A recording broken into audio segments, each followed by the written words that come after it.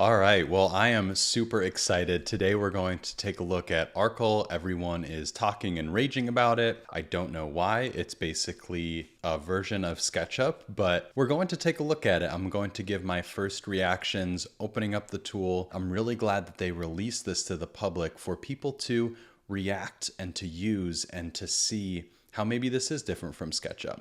Everyone keeps telling me that this is a BIM tool, and so far it is not. So I keep telling people this is not a BIM replacement. This is not a Revit replacer.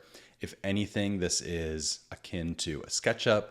So far, what I've seen, it's not really like Rhino, but it could serve as that early schematic design tool that you could use. We're going to take a look at it from both the perspective of an architect, but also a product strategist and sort of the product vision for this product and where it can fit into the design process, how we think that it's going to evolve, and what are the opportunities for this tool. So it's both going to be like I'm going to try to just model stuff, see what this thing can do, what it can't, maybe even try to break it, and then talk a little bit about the product itself and how it might fit into a longer term vision or how I see this sort of fitting in. So the key question here is this just like a dumbed down version of SketchUp? Or is there some opportunities that are fundamentally different than SketchUp? There's some directions that this tool could take. I'm just not clear yet. I'll maybe have to check in with Paul and the team. Like, what is the next vision step of how you could differentiate yourself from a SketchUp? Like, how are you different from SketchUp? Are you going to lean into like communication? Are you going to lean into automation? Are you going to lean into what? Are you going to lean into BIM? Being able to bring in Revit files, and then this kind of becomes like a communication platform. Maybe they come in here and start to integrate manufacturers, and then it becomes a way for teams to get like information about building materials and talk to reps directly within this platform. It becomes more of a marketplace. A lot of different directions, a lot of different niches that they could sort of go into. And I'm curious what their next steps are. So let's dive in. I'm curious to take a look and see what this looks like. I'm going to minimize my face here. We're going to go in. And they just released this for 1 week. And this is the opening page. It's pretty easy to start your own trial. You just go to the website and type in your email and boom, you're right into the app here. Right off the bat, I like the interface. It's dark, it looks modern, it looks clean. It's not too busy. It's clear what you need to do upon landing on the screen. There's not too much information. You come to here and hit new project. I think that would be pretty easy for people to see, and boom, you jump into a project. Let's take a look. First reactions to this tool. I'm also going to look at some example projects they've provided and then go into and let's just like create some type of architecture within this tool and see what we can do with this tool. Right off the bat, the first time you come in, there's a little help module. It's a little bit hard to read, but it kind of roughly goes through all the tools. You basically have your views over here, camera views, levels, and project information to the right, and then your main drawing tools up here. Now, when they were first releasing this tool, they were talking about how this was a Figma for BIM. That was sort of the pitch for what this tool would be. And I'm assuming that through developing this tool, and by the way, I mean I'm very impressed by both the team and the power. They're not a large team, but they're doing a lot at a fast pace and delivering quite a lot of functionality. It takes a lot of time to develop these tools. So the fact that they are where they are today is that in itself is really incredible. But I want to just do like an honest reaction with that keeping in mind, like this is still the first version. They've put a lot of effort and work and long hours into developing this tool. It takes a lot of time to refine these tools. This is just the first version. So when they first came out with this tool, they were like, this is a Figma for BIM. And I think they're going to start to maybe shift that sort of perspective. For those who don't know, Figma is like basically a web app for interface designers. And it's also collaborative. So multiple people can use the tool at once. And that's one of the pitches for this version of SketchUp, that it's collaborative. You can see other people. All right, so come up here. It's pretty intuitive where these different circle tools are. So again, how they've constructed this seems to be pretty similar to SketchUp. So you have these two functionalities. What's nice is, you know, the pen tool works pretty smooth. Once you complete something, let's try the line. Once you complete an item, it should close. It closes. So that's a similar type of reaction and expectation from a SketchUp user. And then especially being able to just go ahead and extrude that item. I don't know why I can't extrude after that. I'm not sure what's happening there. I don't know if it was not planar or not. I don't know if I need to like double click on this or not. It's a little bit unclear. Maybe I need to go back and select the sketch. And I just turned off all those items through the visibility here. But again, I don't know how to edit it further afterwards. And I don't know why that's red. That might just be me not understanding the tool. Don't seem to be able to select the rectangle afterwards, which is a little bit frustrating. Personally, I'd wish that this interaction was more along the lines of Rhino. I really like in Rhino that you really specify each step that you're doing. It doesn't imply or automatically do certain things.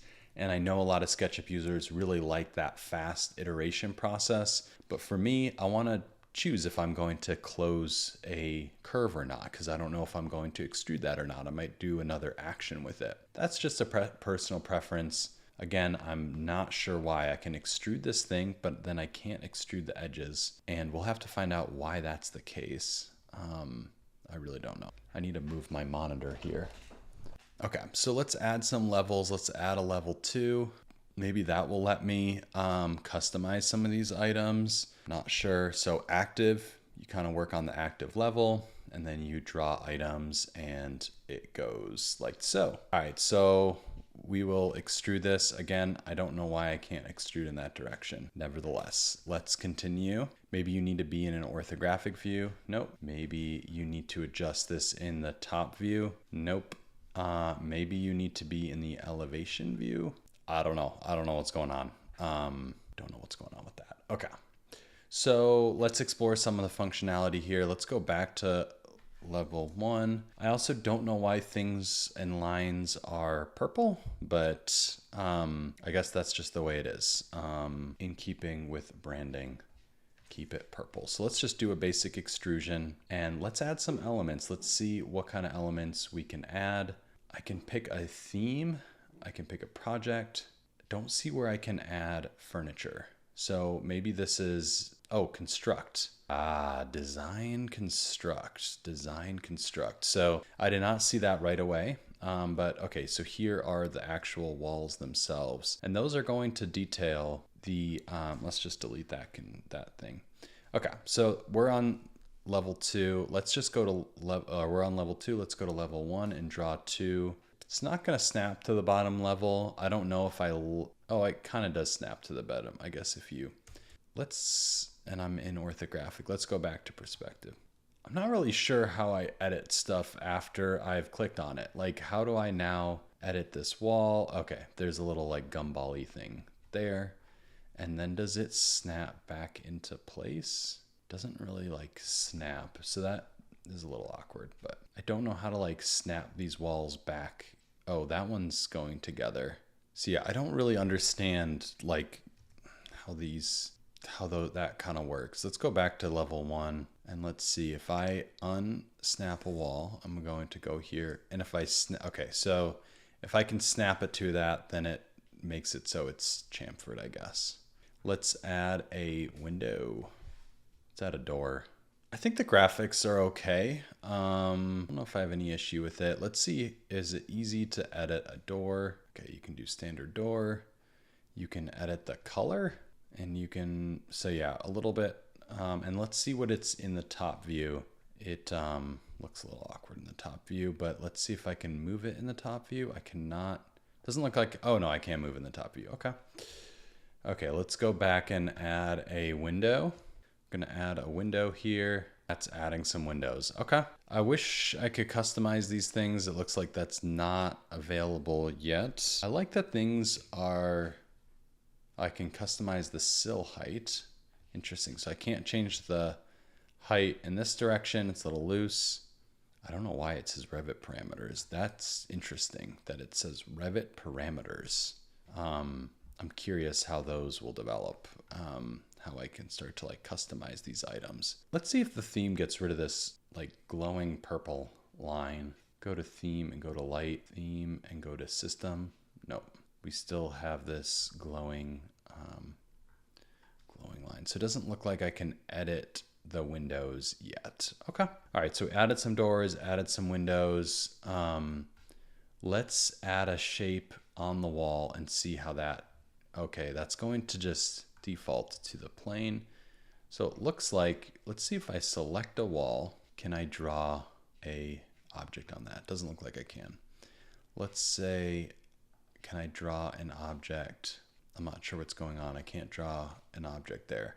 Let's try to draw a rectangle and let's extrude it. Aha, P, okay. And then, you know, God forbid you wanna extrude one more time or edit this thing one more time. All right, so let's go to the north view and then let's draw. One concern that I have is, you notice when I'm in the north elevation, I can just automatically kind of snap out of it. So I am curious in terms of accuracy, like what that view actually is and if it's going to be accurate or not. So it looks like these are separate objects. So it doesn't, as of right now, it's not doing like a a SketchUp stickiness situation just yet. And there is a way to edit the opacity, which that is nice, because then I can make some like conceptual models. It's a little bit hard to, oh, there we go. Now I can select this and go 25. All right, select. I can select both at once. Okay. All right, so far I like the UI and the UX overall. I think it's a smooth experience. I just think like there's a lot of just like all the tools and functionalities that a design tool needs that are just not there. And it's like, it's gonna take a while to get every one of those tools. Okay, let's go into one of their example projects. I'm gonna go back to projects and we're gonna go to the examples. Let's start with falling water. I'm really curious like how they actually modeled this. Like how did they model this? And you can tell by clicking on it, it looks like what they did was they created this shape and then extruded it. So it doesn't seem like there's any kind of like surface functionalities. Another item that I'm realizing too is the, it very much feels like SketchUp, like with these lines and being able to go into a wall. And let's just see how some of these items, it looks like you can chamfer items. It's like, I wonder how they made that wall. I think what they did was they made a wall and then they put, whoops, and then they put an extrusion on top of it is my gut. Or no, they just found a way to model that as a wall. Okay, let's try to make a cliff like that. North elevation, and we're going to try to make, ooh, okay. So if I'm in north, geez, that's annoying. How do I reset this view? Oh gosh, all right. East elevation, I cannot press the right button. All right, we're going to create a landscape. We're going to see how they did this. Okay, I don't know why my pen tool is not. I'm actually just going to refresh because before the pen tool was working and I'm kind of worried that, maybe if I go to the level, let's see if I can, okay, so I can sketch in here, but it's not the, maybe I need to go into a specific layer and then sketch. Let's go. Let's just jump back to my project and see if we can, we're just gonna try to model some landscape. Interesting, maybe it's because I can't draw in the elevation view, but can I draw, I can draw in the, which makes me wonder is like, how did they make that landscape? Okay, let's see how we can make that landscape. So we're gonna try to do like a similar thing. This is for demonstrate. Oh, it says done. Interesting. Okay. So we're going to make a thing. Okay, so now that's an active. So how would I like rotate this thing? This is Is this orbit? Yeah, that's an orbit feature. Oh, rotate. Here we go. 90 degrees. So that's how you rotate it. We'll go 0. And now we've created our landscape. Now that's how they created landscape. Okay. So it looks like what you can do is you can create shapes in 2D. I think I just lost my thing. Oh well. I wish there was a way to like go back to default or go back to the set view. But yeah, it looks like you can rotate objects. So like, let's say if I wanted to, I guess if I wanted to change the length, let's just rotate this. All right, so I guess you can't rotate a solid. Doesn't look like it rotated it. And now I can't edit it anymore. All right, we're gonna try this one more time. And we're gonna just go back to create a new project. There's some things to work out, as usual. All right, extrude. Again, can't extrude after that. All right, we're going to rotate this 90 degrees. Okay, I rotated 90 degrees. Oh, you can type in the dimension. That's nice. Okay, so that could be a potential workaround, is basically if I need to create an object, that face will always be manipulable. Now let's try to draw a plane on top of that and then extrude that. There's no way to go back to that line. I really wish they made this more like Rhino. Oh well. Okay, go like this. I wonder if there's a way to add objects. Probably not. I really don't know how they built some of these buildings. Let's go to this one here. One thing I noticed is it performs pretty well, like for such a complex model. The only thing that I think is not, let's just put it in the category of delightful, is kind of like how this cutting happens. And that's really annoying. Like if I want to go and do a detailed edit of something and I need to click this thing and now I can't do an edit, like that would, and I don't know how they created these items. Actually, I do know how they created these items. They made a series of extrusions. And again, this is why I like Rhino so much, is because you have to make this profile and then now you don't have access to that profile. You don't have really access to edit this thing. You can extrude it here. But now since we've noticed that, oh, these objects you can extrude more than one face. So I don't know why my objects were only able to extrude one face. And I can't do anything with that extrusion though. So like if I wanted to edit this design, and I can't undo either, but can I, is that an undo? No, that's an undo view. Yeah, so I think that's some of my biggest pain points is like the ability to access the shapes, and then like this view here, that is really challenging. It's like I need to be able to edit those details. Let's just turn off the city for now. I need to be able to come in here and do the fine-tune edits, and then I see this big purple line and I can't really like click on this. I can extrude it out, but I can't edit that shape. So it's cool that you were able to make that shape, but probably took a really long time to make every single one of these pieces. Can we do a copy and paste? Is there a move? Ah, there is a move. That is nice. Now how would I copy this move? So let's move. Yeah, I find that line distracting. Let's do it ×2. No, doesn't do like a Revit ×2. Okay, that's fine. I'm glad they have a move feature. That's helpful. And let's see, just performance wise, it's a little not smooth. I think maybe because it's trying to like snap to a bunch of things. And so I can extrude in this direction. I'm not gonna be able to extrude in this direction. Like for this, I can extrude in this direction, but then what do I do? How do I, like if I wanted to make, all right, let's test this out. So if I wanted to make this cantilever bigger, that's just the position, right? Yeah, that's just the position. What I would have to do is, width. All right, I can just change the width. Oh, the height. Okay, let's change the height. Ah, there we go. Okay, so I can change 3 things. All right, so let's change this to 1. Oh, that is annoying. Oh my gosh. I just want 1 interaction. Oh my gosh. Let's just do one. All right, there we go. Whew, I figured it out.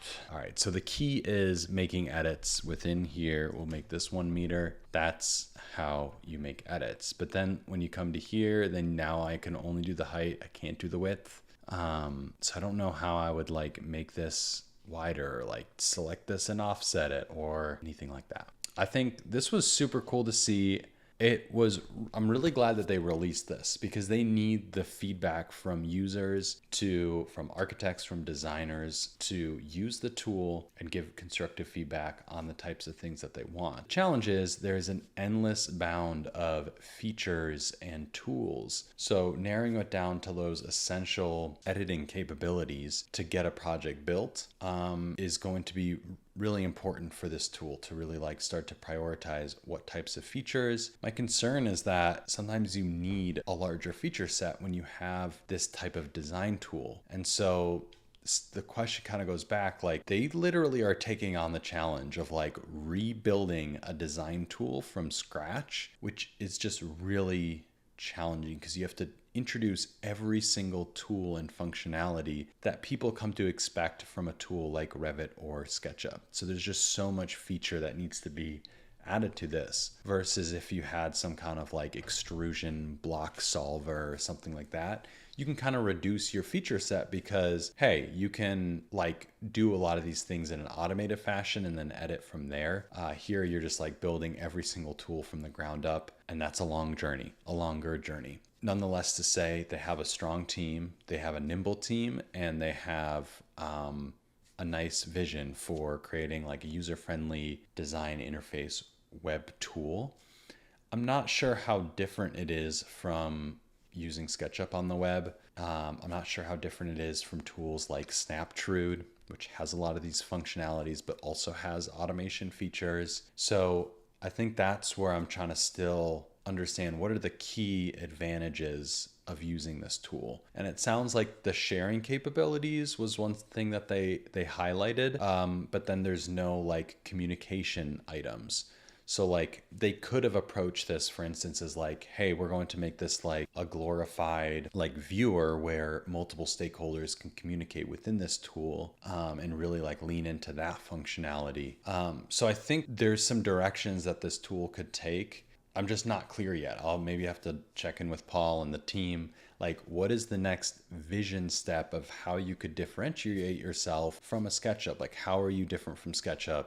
Are you going to lean into like communication? Are you going to lean into automation? Are you going to lean into what? Are you going to lean into BIM? So far, the tools that we've been looking at are not BIM tools.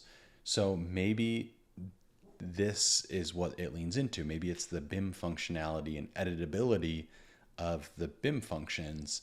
Again, that's still a long road to get all that features to make that viable to use in your project. So no doubt, this is awesome that you can create this great building here, and the overall interface is really nice. The overall design is really nice. The performance is pretty good. The visuals are a little SketchUp-y for me, like two big lines. It doesn't feel like that more refined editing style, which that's purely just a personal preference. There's definitely some issues with like wanting to go and edit the details, which designers love to do. So there are some of these like little smaller things that are going to be a little probably pet peeves for people. Like if I can't go in here and really do some fine tool editing, yeah, I don't know. Again, how are they going to differentiate themselves from, like you have the Modumate, which is really tackling more of that smaller building that has a ton of functionality within that tool already. This seems to be targeting more of that multi-user communication and ease of use.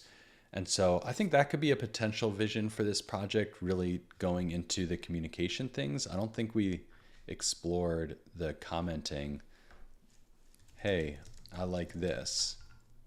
Like that could be a pretty useful like little function. And so like maybe they start to incorporate being able to bring in Revit files, and then this kind of becomes like a communication platform.